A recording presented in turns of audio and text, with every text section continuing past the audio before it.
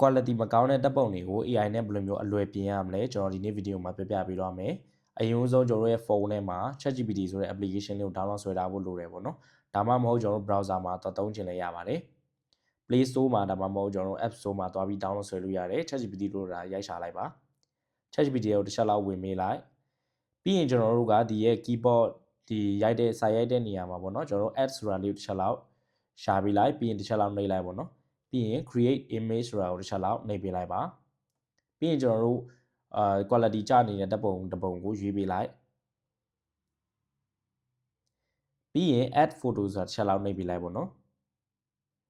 okay ပြီးတော့ရင်ကျွန်တော်တို့က English လိုပဲရိုက်ထည့်လိုက်မယ်ဘယ်လိုမျိုးရိုက်ထည့်မလဲဆိုရင် improve the quality ပေါ့နော် quality ကိုကျွန်တော်တို့quality တက်အောင်လုပ်ပေးပါဒီလိုမျိုးပဲရိုးရိုးလေးရိုက်ထည့်လိုက်မယ်ပေါ့နော်ဒါတော့ကျွန်တော်တို့လူတိုင်း live လုပ်နိုင်တဲ့ပုံစံနဲ့ကျွန်တော်ပြောလိုက်တာဖြစ်ပါတယ် improve the quality လို့တစ်ချက်လောက်ရိုက်ထည့်ပေးလိုက်